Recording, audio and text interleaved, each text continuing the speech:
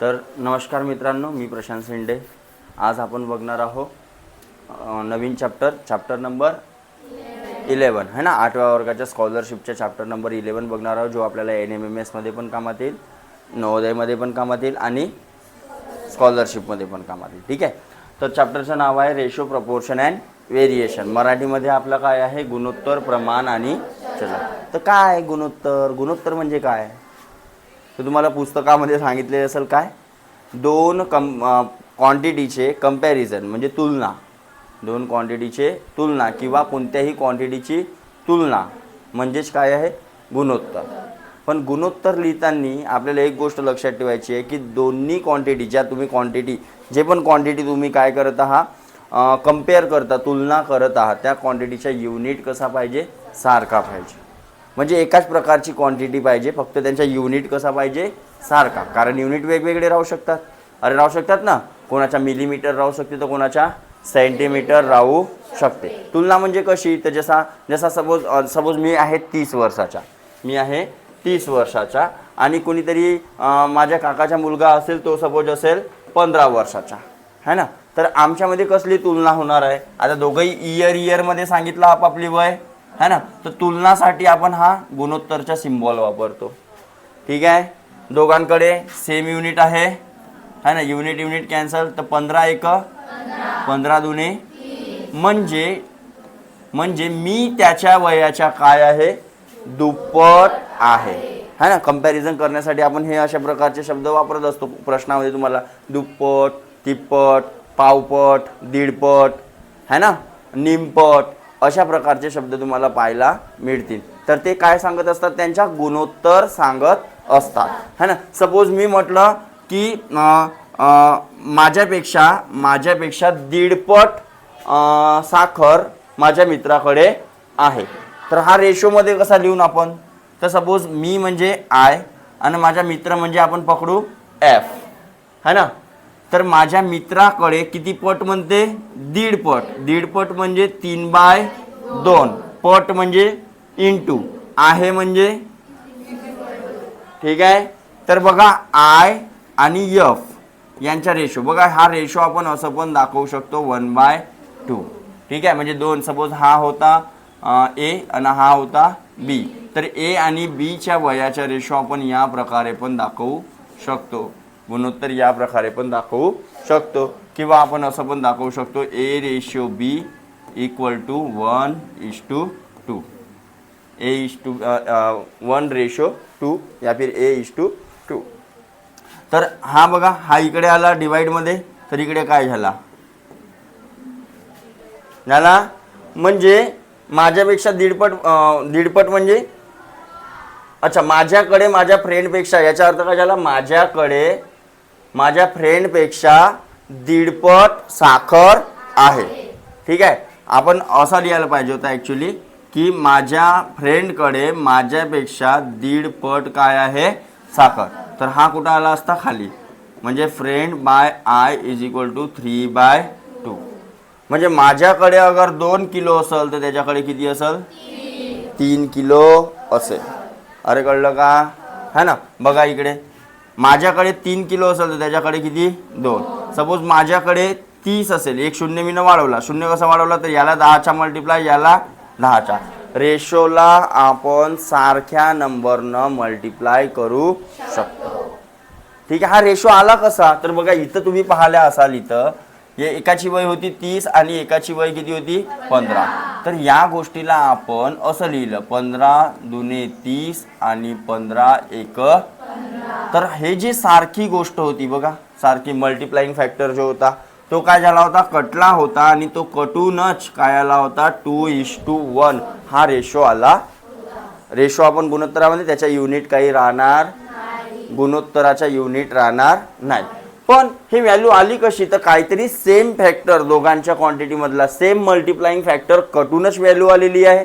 तर मग रेशोला व्हॅल्यू बनवायचा आहे, तर मग सेम नंबरनं त्याला काय करावं लागेल, मल्टिप्लाय करावा लागेल। अरे कळलं का, पण मला माहित राहील का नेमका कोणता नंबर कटलेला आहे किंवा कशानं कटलेला आहे, मला माहित राहणार आहे का, मला माहित राहणार आहे का, नाही. तर आपण कोणता पण नंबर घेऊ शकतो किंवा काय घेऊ शकतो, एक्स घेऊ शकतो. ते प्रॉब्लेम सॉल्व्ह करताना मी तुम्हाला सांगणार आहोत. ठीक आहे. तर दीडपट म्हणजे कशी, सपोज मी याला 10चा मल्टिप्लाय केला म्हटलं ना, याला 20चा, तर माझ्याजवळ किती केजी झाली असती, 30 केजी झाली असती. माझ्या फ्रेंडजवळ किती केजी झाली असती, 20 केजी झाली असती. तर हा म्हणते की माझ्याजवळ माझ्या फ्रेंडपेक्षा दीडपट आहे, तर मी याच्यात दीडपट काढतो. बरं बघा बरं, 3/2 इंटू, तर किती झाला असता बे, एक बे 3 गुणिला 10 म्हणजे किती झाला असता, आला की नाही दीडपट, अरे आला की नाही दीडपट. तर समजलं कशा प्रकारे रेशो ठेवला जाते है ना. तर आता एक गोष्ट तुम्हाला लक्षात ठेवायची आहे, रेशो घेताना किंवा गुणोत्तर घेताना दोघांचा युनिट सारखा पाहिजे, कारण रेशोच्या कधी युनिट नसते. ते दोघांच्या म्हणजे जे क्वांटिटी तुम्ही कम्पेअर करणारा, ज्या क्वांटिटीच्या तुम्ही तुलना करणारा, त्याचा युनिट काय होऊन जाईल, कटून जाईल आणि रेशो उत्तर मिळेल, आपल्याला प्रॉपर रेशो मिळेल. बरोबर आहे. सपोज मी म्हटलं की भाई 2 आवर आणि 720 सेकंद, 720 सेकंद, याच्यातला रेशो किती, यांचा रेशो किती अँड यांचा रेशो काढायचा आहे, म्हणजे यांचा गुणोत्तर काढायचा आहे. तर कसं काढाल, तर या आवरला सर्वप्रथम आपल्याला कशामध्ये कन्वर्ट करायला लागेल है ना, सेकंद. तर इकडे वाढवून टाकतो, सपोज मिनिट लिहितो इकडे, मिनिट, कारण सेकंदचा खूप लंबा जाईल आपला, इकडे मिनिट लिहितो, मिनिट. ठीक आहे. तर 2 आवरचे किती मिनिट झाले असते, 120 मिनिट, आणि याचे किती मिनिट आहेत, 720 मिनिट. हा मिनिट केला आम्ही. तर या मिनिटात आणि या मिनिटात आता आपण दोघांचे युनिट बघा सारखे झाले. तर आता सपोज मी म्हटलं की ए हा 2 घंटे अभ्यास करतो आणि जो बी आहे हा 720 मिनिट अभ्यास करतो, तर त्यांचा गुणोत्तर किती, तर मग काढू शकतो आपण. तर एच्या जे घंट्यामध्ये दिलेला होता तो आपण मिनिटामध्ये केला आणि त्याला मग आपण रेशोच्या फॉर्ममध्ये लिहू शकतो. तर काय आला असता, 120 रेशो 720, 00. रेशोला सारख्या संख्येनं मल्टिप्लाय किंवा सारख्या संख्येनं डिवाइड करू शकतो, हे दिमागात बसवून टाकायचं आपल्या. ठीक आहे. तर 12 12 कम म्हणजे कितीचा गुणोत्तर बनला, 1:6. म्हणजे मी म्हणेन की बा हा अगर 1 तास अभ्यास केला नसतं तर त्यानं किती तास अभ्यास केला नसतं, हा 1 मिनिट करत असेल तर तो किती मिनिट करत असेल, है ना. अरे कळत आहे का, त्याच्या 6 पट अभ्यास कोण करत असते, बी करत. तुम्ही किती करता, हा तुम्ही किती पट करता, अरे अभ्यास चालू आहे का, पक्का. तर हा तर झाला गोष्ट कोणाच्या, गुणोत्तराच्या. अजून गुणोत्तरासाठी काय दिलेलं आहे का तुमच्या पुस्तकामध्ये, बघूया बघा.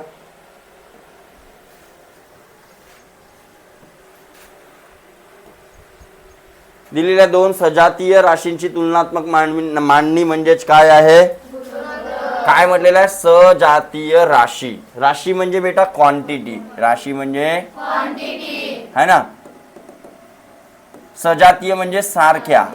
सारख्या म्हणजे असं नाही की भाई एका बाजूला तुम्ही टाइम घेतले आणि एका बाजूला तुम्ही सपोज काय घेऊन राहिले, केजी घेऊन राहिले, है ना. म्हणजे दोन्ही जे युनिट पाहिजे ते टाइम मोजाचेच पाहिजेत, मग ते डे राहो नाहीतर घंटे राहो नाहीतर इयर राहो, पण टाइम मोजाचेच युनिट पाहिजे. लक्ष तिकडे मागे काय चालू आहे बेटा, देन गुणोत्तर दर्शवण्यासाठी चिन्ह कोणता आहे, हा सांगितलेला आहे असा, अरे सांगितलेला आहे हे. देन सपोज उदाहरण घेतलेलं आहे बघा, राहुलला 100 पैकी 90 गुण मिळाले आणि शार्दूलला गणितात 100 पैकी. आता दोघेचे दोघे किती पैकी होते, 100 पैकी, है ना. तर एकाला 90 आणि एकाला 80. समोरचा कोण होता, राहुल, रेशो शार्दूल. ठीक आहे. तर बघा 00 कटला म्हणजे 10 डिवाइड केला. अरे 00 काटणे म्हणजे काय, 10 डिवाइड करणे. ओके. तर यांचा रेशो बघा आला 9:8. अरे आला. हां, गुणोत्तर हे सजातीय राशींचे काढता येतात, तसे राशी एके हवी आणि राशींचे एकेके समान नसतील तर ती काय म्हणते, करून घ्यावी. जसा इथं 1 आवर मध्ये दिला होता 1 मिनिटमध्ये दिला होता, तर आपण दोघांचे युनिट काय केले होते, समान. कोणत्याही एका युनिटमध्ये रूपांतरित करायचा. अवरमध्ये पण केलं असतं तरी सेम आलं. हां, मग रेशोला तुम्ही कोणता पण युनिट लावू शकता, म्हणजे सेम. म्हणजे याला मिनिट तर त्याला पण, याला घंटे तर त्याला पण ते जोडू शकता आणि कंपॅरिझन करू शकता. देन अजून काय दिलेलं आहे, जसा बघा इथं 20 सेकंदाचे 2 मिनिटासोबत असलेले गुणोत्तर. एका बाजूला दिलेला होता 20 सेकंद आणि दुसऱ्या बाजूला दिलेला होता काय, तर हा सेकंद, हा मिनिट होणार आहे का गुणोत्तर. तर मग अगोदर काय करायला लागेल, याला सेकंद मध्ये कन्वर्ट करायला लागेल. तर किती होईल, एका मिनिटात 60 सेकंद, तर 120 सेकंद. 120 सेकंदाचं रेशो आपल्याला काढायचं आहे. आता सेकंद सेकंद कॅन्सल, 0 0 2 1 जा 2 6 जा, किती आला, अरे आलं. हां, देन ए व बी या संख्येमध्ये बघा, ए व बी शी असलेले गुणोत्तर किंवा बी असे लिहितात, तसेच बी असलेले गुणोत्तर बी बाय ए असे लिहितात. उलटा पालटा करू शकतो, कोणतेही अतिसंक्षिप्त रूपात लिहितात. गुणोत्तराला एकक नसते. काय म्हटलेलं आहे, गुणोत्तराला एकक, अरे एकक असते का. हां, आता बघा, जसा मी ना रेशो R:S लिहिलो, सपोज 3:4, तर S:R का लिहीन, 4:, जे ज्याची व्हॅल्यू ते त्याचीच व्हॅल्यू असते. कळलं, ओके. आता समोर बघा,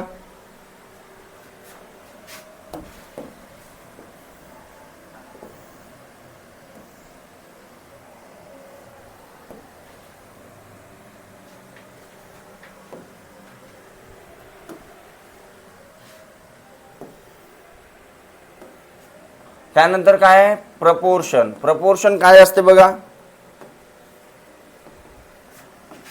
रेशो ज्याला आपला प्रपोर्शन. प्रपोर्शन म्हणजे काय असते, प्रमाण ज्याला आपण म्हणतो. प्रमाण म्हणजे काय आहे, जेव्हा दोन रेशोचा आपण काय केलं जाते, कंपॅरिझन. आता याचा आपण वापर बऱ्याच ठिकाणी करतो बरं.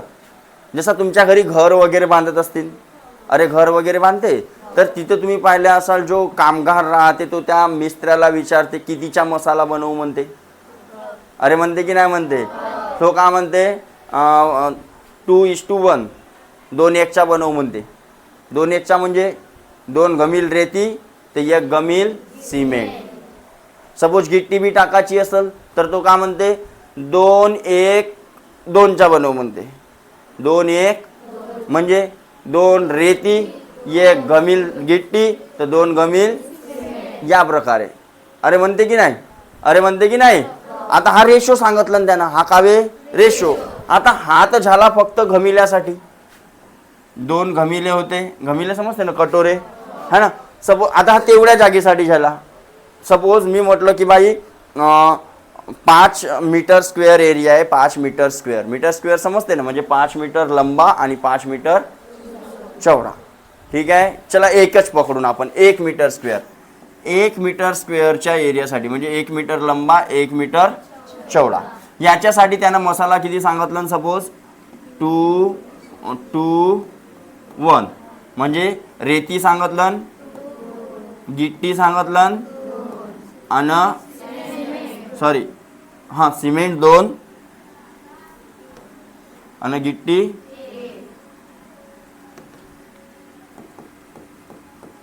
सिमेंट सांगितलं 2 आणि गिट्टी सांगितलं 1. 1 मीटर स्क्वेअरसाठी. 1 मीटर स्क्वेअर समजते ना, 1 मीटर लांब आणि 1 मीटर चौडा, एवढ्या एरियासाठी. ठीक आहे, थिकनेस आता कॉमनच राहील. जेवढी थिकनेस इथं आहे तेवढीच थिकनेस समोर कुठेतरी करायची असेल.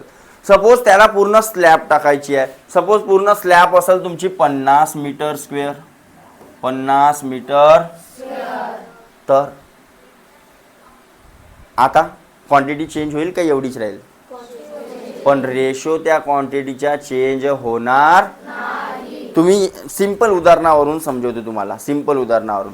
सपोज 5 किलो वांग्यांना 2 किलो आलू टाकते तुमची. सपोज 5 किलो अगर वांगे टाकले किंवा 5 वांगे असतील तर त्याच्या मागे 2 आलू टाकते भाजीमध्ये, टाकते. 10 वांगे असतील तर किती आलू टाकायला पाहिजे, अरे टाकायला पाहिजे. तो जाऊ द्या, चाय सगळेजण पिता, मला माहित आहे. अरे चाय सगळेजण पिता. सपोज 3 कप पाण्याला आपण 1 चम्मच सायपत्ती टाकतो आणि 3 चम्मच साखर टाकतो. बरोबर. 3 कप चाय मांडाची आहे तर 3 चम्मच साखर आणि 1 चम्मच 6 कप मांडाची आहे तर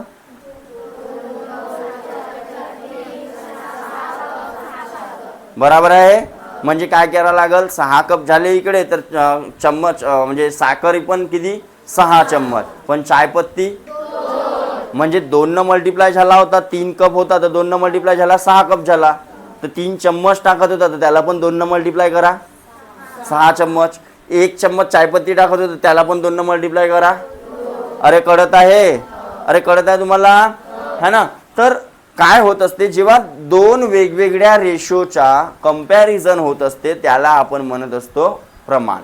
त्याला काय म्हणत असतो आपण है ना. म्हणजे सपोज मी म्हटलं की भाई 5 कप साठी 3 चम्मच साखर, सपोज 5 कप साठी 3 चम्मच, तर 10 कप साठी किती यायला पाहिजे. अरे बरोबर आहे. पहा आता यांच्या रेशो इक्वल येते की नाही तर पहा. मी म्हटलं होतं रेशोला इक्वल काटू शकतो आपण, तर काय आला असता 2 त्रिक आणि 2 पंजे. अरे कळलं. सामोरचून सपोज मी म्हटलं आता की 15 कप साठी किती, तर याला पण कितीच्या मल्टिप्लाय होईल. अरे 3च्या होईल म्हणजे किती. सपोज मी म्हटलं आता 25 कप साठी किती, तर कितीच्या मल्टिप्लाय झाला याला 5च्या, तर याला पण 5च्या मल्टिप्लाय होईल म्हणजे किती. कळलं प्रमाण म्हणजे काय असते. अरे प्रमाण म्हणजे काय असते समजलं का. हां. तर जेव्हा 2 रेशोच्या काय होतं जाते इक्वल मध्ये ठेवला जाते, समानता दाखवली जाते, 2 रेशोची समानता दाखवली जाते, त्याला आपण काय म्हणत असतो प्रमाण. त्याला काय म्हणत असतो. लक्षात राहील आता ही गोष्ट की नाही राहील. बघा सपोज इथं आपण म्हणू शकतो की भाई A/B इक्वल टू C/, म्हणजे A/B आणि C/D हे चारही संख्या काय आहेत प्रमाणात आहेत. हे प्रमाणात प्रपोर्शन मध्ये आहे. ठीक आहे. तर याचा पण आपण वापर करणार शिकू, काही टेन्शन नाही. याच्याबद्दल अजून काय सांगितलेलं आहे तुमच्या पुस्तकात बघा.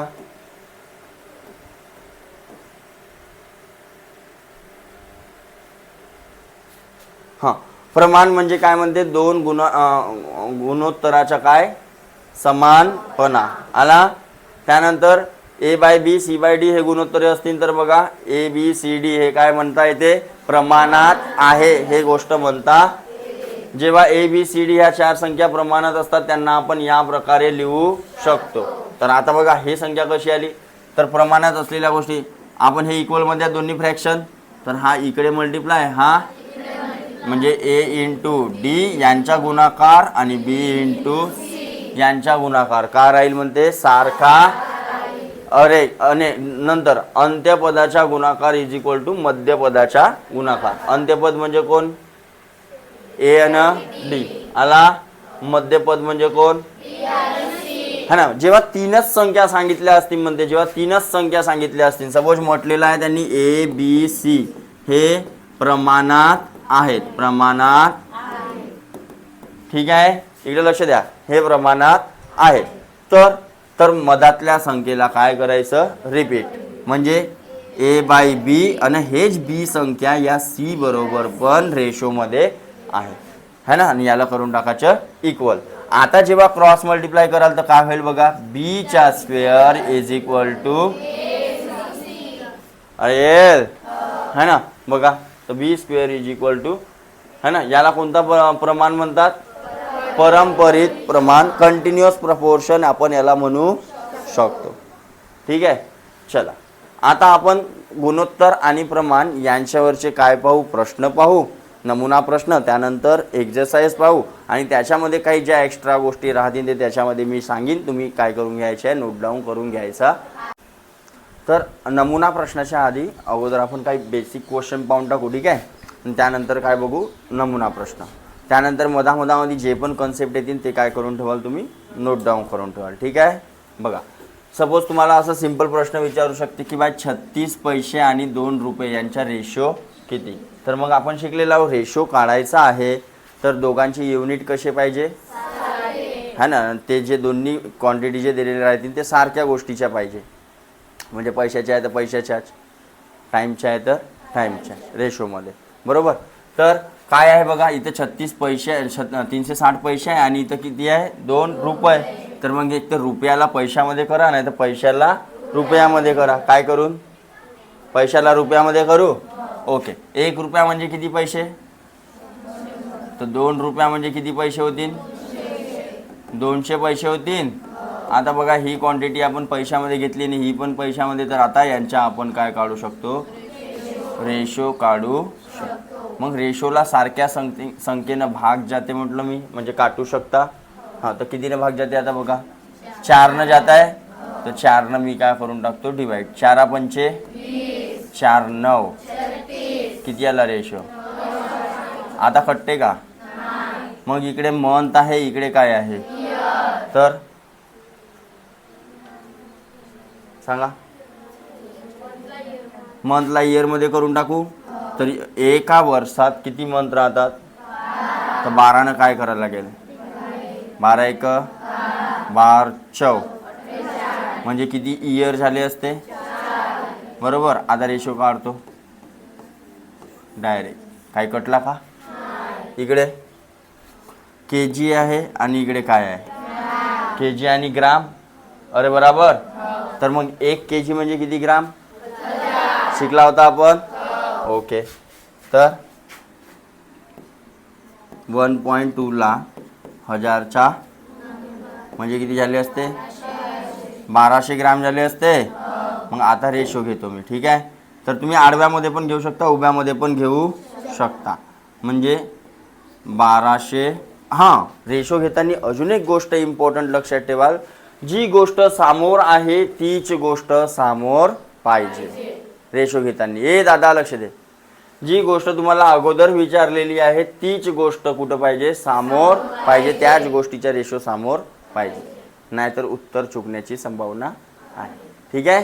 तर 1200 ग्रॅम आणि इकडे काय आला असता 564 ग्रॅम. तर ग्रॅम कितीनं भाग जाऊ शकते. आता मला नाही आहे, पण 4ची कसोटी माहीत आहे ना, की नाही माहीत आहे. तर 4नं देऊ. 4 त्रिक हे 0 जसेच्या इकडे.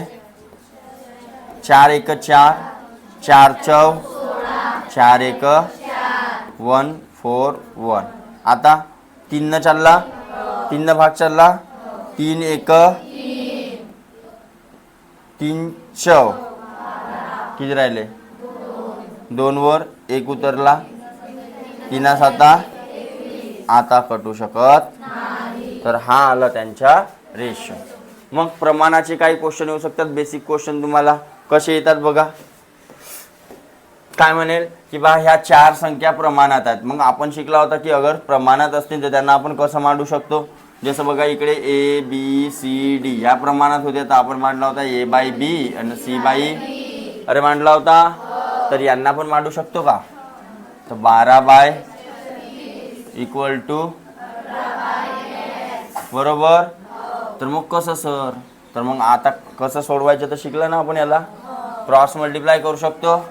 म्हणजे 12 इंटू इक्वल टू 36 इंटू 18 बरोबर. हां, तर यक्सची किंमत काढायची आहे. तर हे 12 कोणीकडे जातील, डिवाइडमध्ये जातील. म्हणजे 36 इंटू 18 भागीला 12 1 12 त्रिक, तर किती आला 18 त्रिक अरे 54 आला. तर एक्सची किंमत किती आली बेटा, समजलं कसं काढायचं, समजलं का. हां, आता हा एक्स तुमच्या मधातल्या संख्येतला पण गायब राहू शकतो. ठीक आहे. म्हणजे 5 by is equal to 75 by. मग कसं काढायचं, तर पुन्हा तसाच क्रॉस मल्टिप्लाय. म्हणजेच 5 गुणिला 45 इक्वल टू एक्स गुणिला 70. ओके. हां, मग त्यानंतर आपल्याला किंमत कोणाची काढायची आहे दादा, तर मग ही व्हॅल्यू यांच्या डिवाइडमध्ये येऊन जाईल. म्हणजे काय होईल, समोरची स्टेप आला असता एक्स इक्वल टू मध्ये. आता कितीनं कपते ते बघा, 15 पहिले कपते 15 पाची 15 त्रिक 5 एक 5 एक, तर यक्सची किंमत किती झाली दादा? समजलं? म्हणजे यांचा जो रेशो येईल, अरे अरे अरे अरे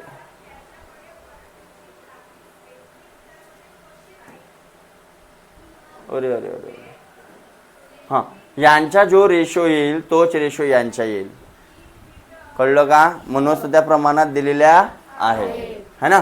बघा चाहे तर करून पहा. बघा हा किती आला असता? 5/3. एक्सच्या ठिकाणी 3 आला तर 5/3 आला, आणि हा 75/45, तर 15 कट्टे. बघा 15 पाची 15 त्रिक दिलेला आहे 5/3 5/3, आहे की नाही? हां, मग अशा प्रकारचे पण येऊ शकतात सोपे सोपे. तर इथं आपल्याला प्रश्न नीट वाचता आला म्हणजे काय म्हणते, रवी श्यामच्या दुप्पट पैसे कमावतो. म्हणजे रवीसाठी आर, श्यामसाठी, आणि श्यामच्या दुप्पट एवढे पैसे, श्यामच्या दुप्पटी एवढे पैसे कोण कमावतो म्हणते? म्हणजे रवीची जे इन्कम आहे ते श्यामच्या इन्कम पेक्षा कशी असेल? बरोबर. तर रवी आणि श्यामचा रेशो काय झाला असता? हे दोन इकडे डिवाइड मध्ये गेले असते, किंवा हा यस डिवाइड मध्ये गेला असता. यस डिवाइड मध्ये गेला म्हणजे काय आला? R/यस इज इक्वल टू 2, आणि त्याच्या खाली काही नाही म्हणजे काय आहे? म्हणजे रवी अगर 2 रुपये कमवते तर 1 रुपया. बघा सॅटिस्फाय झाला? हां, आता बघा आता काय म्हणते, श्याम जर किती कमवत असेल म्हणते, तर हा रेशो आहे आपल्या जवळ. अरे आहे का? हां, तर या श्यामच्या किमतीमध्ये आता काय टाकून द्यायचं आहे? 5000. किती? तर आर जसाच्या श्यामची किंमत इक्वल टू 2/, तर काय होईल? हा 1 आर सोबत मल्टिप्लाय होईल तर आर, आणि हा 5000 2 सोबत मल्टिप्लाय होईल तर, म्हणजे आर छोटा किती कमवत असेल? 10,000. समजलं है ना. मग सपोज 3च संख्या असतील प्रमाणात दिलेल्या, तर आपण शिकला होता 3 संख्यांबद्दल. मधले पद काय करावा लागते? रिपीट करावा लागते. तिथं कोण रिपीट होईल? म्हणजे 3/9, तर 9/, मग कसं काढायचं? या प्रकारे काढू शकतो. म्हणजे 3 गुणिला x 9 गुणिला 9, तर x ची किंमत 9 गुणिला 9 भागिला 3 1 3 3 त्रिक 9 9 त्रिक, तर किती आली किंमत? सिमिलरली x इकडे पण राहू शकतो. म्हणजे बघा आता इथं कोण येईल? रिपीट कोण होते? मधातली संख्या रिपीट होते. मधामध्ये x आहे तर x ला रिपीट व्हाच लागेल. जो मधात बसल तो रिपीट. ओके. देन 4 गुणिला 9, आणि x गुणिला x म्हणजे x तर x चा स्क्वेअर आला बाबू 36, तर x किती? कळलं? अरे कळलं? तर या प्रकारे छोटे मोठे क्वेश्चन आपल्याला सोडवता आले पाहिजेत. या छोट्या मोठ्या कन्सेप्टचाच वापर आपल्याला त्या प्रश्नांमध्ये करायचा. तर बघू आता नमुना प्रश्न.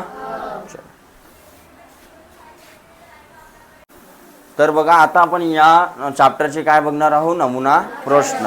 आता लक्ष घ्या, हा चॅप्टर खूप इम्पॉर्टंट आहे. का बरं इम्पॉर्टंट आहे? तर ह्याच चॅप्टरच्या कन्सेप्टवरून आपण रेशो प्रपोर्शन, नंतर स्पीड डिस्टन्स टाईम बघू, त्यानंतर प्रॉफिट लॉसचे प्रॉब्लेम बघू, त्यानंतर पर्सेंटेजचे प्रॉब्लेम बघू, है ना. तर या चॅप्टरच्या आधारावर आपण कमसे कम समोरचे 4 ते 5 चॅप्टर सोडवणार आहोत. ठीक आहे.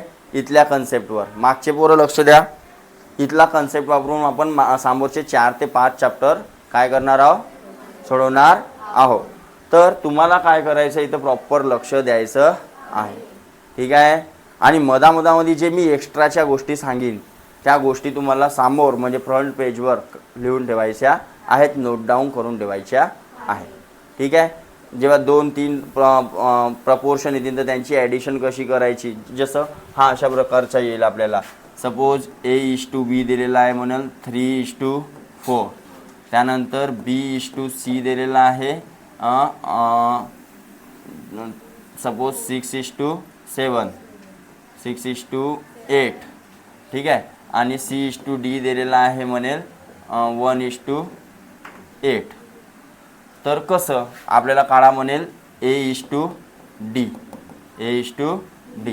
तेव्हा काय करायचं अशा वेळी है ना.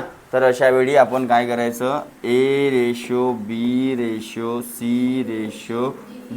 मी पुन्हा त्या प्रॉब्लेममध्ये पण सांगेन, तशा प्रॉब्लेममध्ये पण तुम्हाला सांगेन. ठीक आहे. डायरेक्ट म्हणजे प्रॉब्लेम राहिला ना तसा तर त्याच्या उत्तर सांगेन ना कसं काढायचं म्हणून. तर तशा टाईपचे प्रॉब्लेम सोडवायला तुम्हाला बरं होईल. ठीक आहे. डायरेक्ट प्रश्न राहील. तर आता इथं कसं आपण प्रश्न आपल्या मतानं घेतलेला आहे. ठीक आहे. तर बघा पहिले A/Bचा रेशो किती आहे 3:4. तो ठेवून द्यायचा. ठेवला. त्यानंतर B:C च्या किती आहे 6:8. तो कुठं ठेवलो बघा, कारण इथं पण B होता, इथं पण होता आणि इथं पण होता, दोन्ही ठिकाणी होता. तर या Bच्या व्हॅल्यू बरोबर कुठं आल्या माझ्या एका खाली. त्यानंतर Cची व्हॅल्यू बघा इथं पण आहे आणि वेगवेगळी आहे दोन्ही ठिकाणी. तर Cची व्हॅल्यू इथं 8 आहे आणि इथं किती आहे 1. बरोबर. आणि मारून द्यायची अशी लाईन. मग काय करायचं बघा, मग हे रेशोचे चिन्ह देऊन द्यायचे असे असे. दिला. आपल्याला डायरेक्टली A आणि D चा रेशो पाहिजे. तर डायरेक्टली तुम्ही असं नाही घेऊ शकत 3 आणि डायरेक्ट 8 असं घेऊ शकत, चुकेल उत्तर. ठीक आहे. तर कसं घ्यायचं, तर आता याला रिपीट करायचे या बाजूला. केला. याला रिपीट करा इकडे आणि याला रिपीट करा.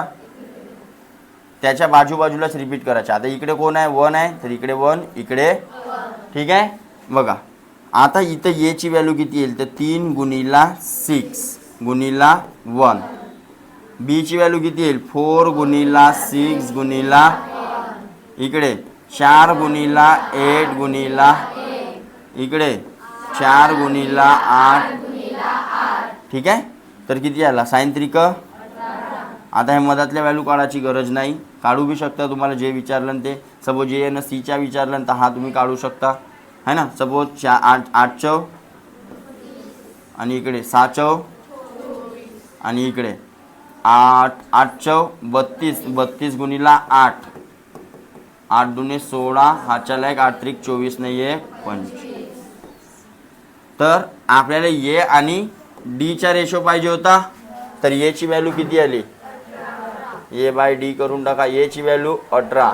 D ची व्हॅल्यू किती न कट्टे 2 न कट्टे 2 9 2 1 2 2 दुने 4 2 8 किती न कट्टे कट्टे का आता कटत. तर 9:28. तुम्ही काय केले असता डायरेक्ट B:8 मारल्या असता म्हणजे 3:8 मारल्या असत्या तर उत्तर काय झालं असता. कळलं. तर या प्रकारचे प्रॉब्लेम पण आपण बघणार आहोत. ठीक आहे. याच्यामध्ये शॉर्टकट ट्रिक वगैरे काय लागते काय नाही लागते ते आपण जसे जसे क्वेश्चन येते तसं बघू. कारण कसं आहे कॉम्पिटिटिव्हच्या खूप वेगवेगळ्या प्रकारचे क्वेश्चन येऊ शकतात. आता तुम्हाला 8व्या वर्गात ज्या प्रकारचे क्वेश्चन येतात त्या आपण ट्रिक लावणं शिकू. नेमका तो प्रश्न आपण लक्षात ठेवायचा आणि तशा टाईपचा कोणता प्रश्न आला तर त्या प्रकारे सोडवायचा. ठीक आहे. कारण कॉम्पिटिटिव्ह म्हटला जो रेल्वे वगैरेची जे भरती असते है ना, तर याची पूर्ण कन्सेप्ट आपल्या दिमागात राहतात. आता कोणता कन्सेप्ट तुम्हाला कामाचा आहे आणि मी पूर्णचे पूर्ण सांगून देईन तर काय होऊन जाईल तुम्ही थोडेसे कन्फ्यूज पण होऊ शकता. म्हणून जेवढे कामाचे आहेत तेवढेच, जे तुमची लेवल आहे त्याच लेवलपर्यंतचे सांगू आपण. ठीक आहे. चला तर नमुना प्रश्न पहिला बघूया आता. अरे बघूया. हां गायब करून टाकू.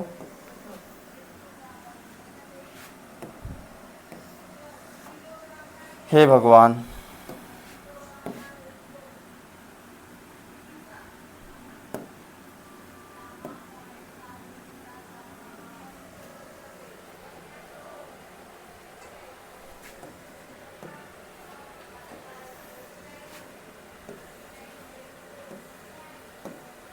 चला बघा पहिला प्रश्न काय म्हणते.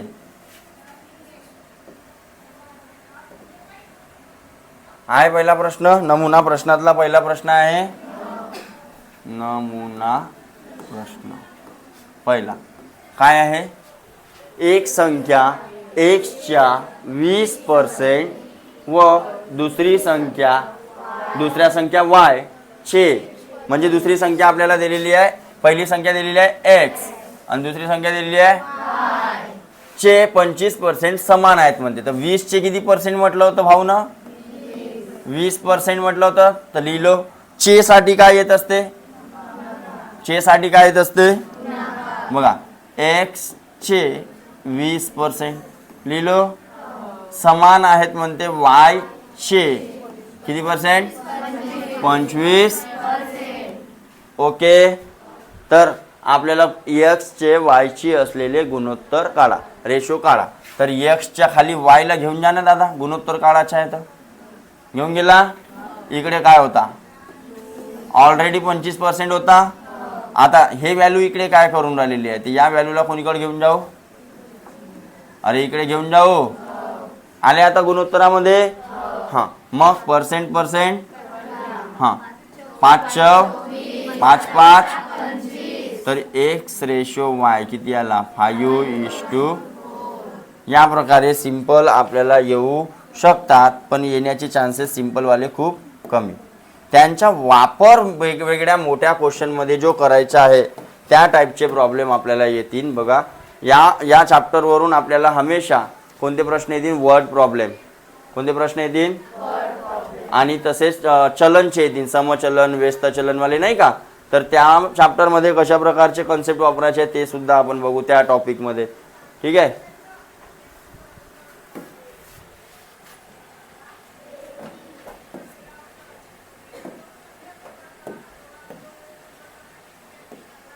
मग दुसरा प्रश्न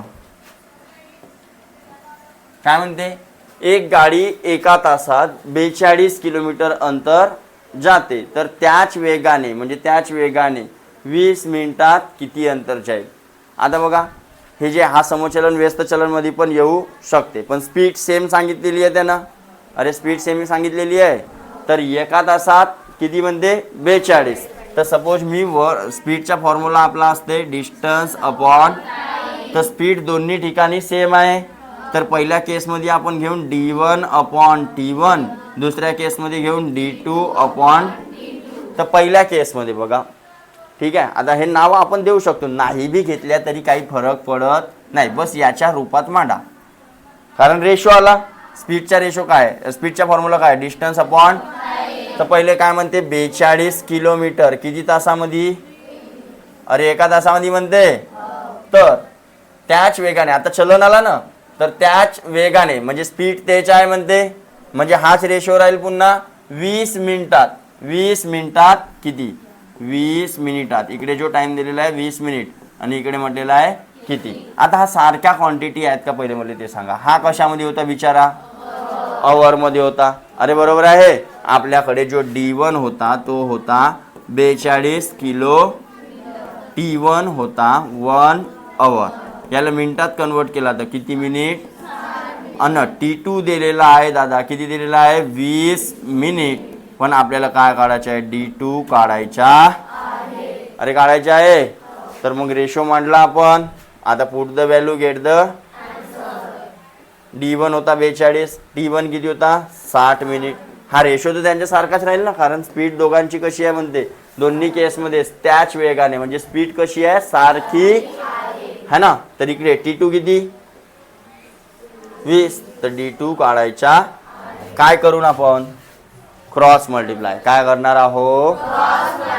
अरे नाही क्रॉस मल्टिप्लाय करायचा तर फक्त या व्हॅल्यूला कोणीकडे घेऊन जाल? कारण ही इकडे डिवाइड मध्ये आहे, इकडे जाईल तर अरे इंटू होऊन जाईल. म्हणजे 42 भागीला 60 ने इंटू का होऊन जाईल? 0 0 बे एक बे त्रिक 3 1 3 1 3 3 4. अरे आला. तर d2 म्हणजे 20 मिनिटात हे गाडी किती किलोमीटर जाईल? आता हा जो होता समोरचा किलोमीटर, तर हा भी किलो. अरे कळलं? अरे कळलं? ज्या भी क्वांटिटी तिथं दिलेल्या आहेत, म्हणजे अगर ते सेम जातीय असतील, समान जातीचे असतील, तर त्यांचे युनिट कसे पाहिजेत? सारखे. ठीक आहे. कारण डिस्टन्स आपण मीटरमध्ये पण सांगू शकतो की नाही. पण इकडे किलोमीटर होता तर त्या साईडचा आपण आपला किलोमीटरमध्येच ठेवला. इकडचा टाईम मिनिटमध्ये होता, तिकडचा टाईम अवरमध्ये होता, तर दोघांना एका युनिटमध्ये आणला म्हणजे मिनिटमध्ये केला. कोणत्याही युनिटमध्ये करू शकता. रेशो सेम येईल. ठीक आहे. त्यानंतरचा क्वेश्चन है ना, 30 सेकंद, एका बाजूला 30 सेकंद दिलेला आहे है ना, सेकंद, आणि एका बाजूला काय दिलेलं आहे, मिनिट. तर मी काय करतो, या सेकंदाला मिनिट मध्ये कन्वर्ट करतो, म्हणजे 60. तर 3 1 3 3 दुने 1/2 मिनिट. चा रेशो घ्यायचा आहे 4 मिनिट मिनिट. हे 2 डिवाइड मध्ये आहेत, तिकडे जातील तर म्हणजेच किती, 1:8. मग असेल आहे. त्यानंतर चौथा प्रश्न काय म्हणते, 5x = 6x = 3x = 9m. Okay, तर XYZ या पैकी कोणत्या अक्षराची किंमत सर्वात अधिक आहे. ठीक आहे, लक्ष द्या. 5x इक्वल आहे म्हणते 6m इक्वल आहे म्हणते 3z इक्वल आहे म्हणते mi.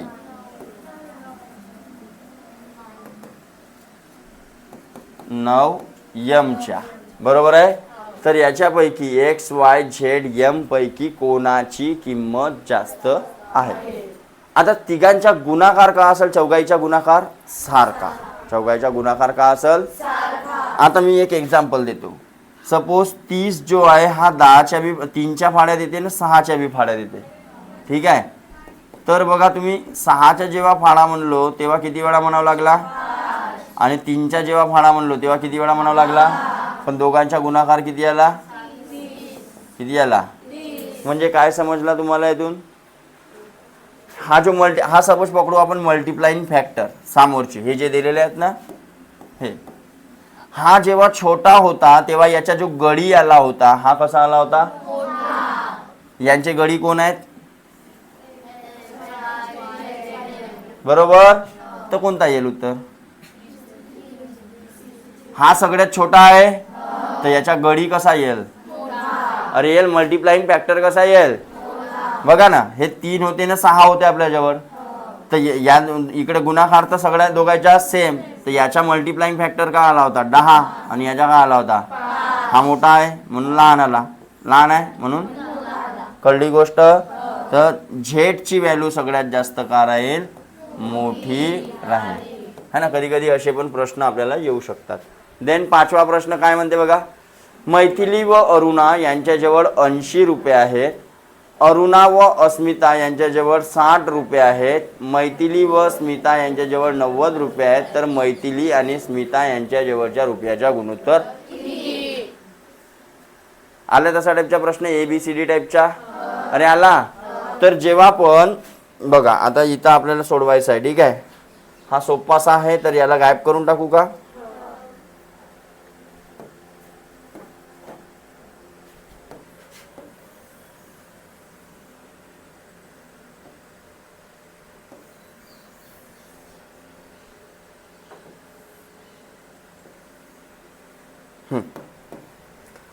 मैथिली व अरुणा कोणता प्रश्न होता, 5वा.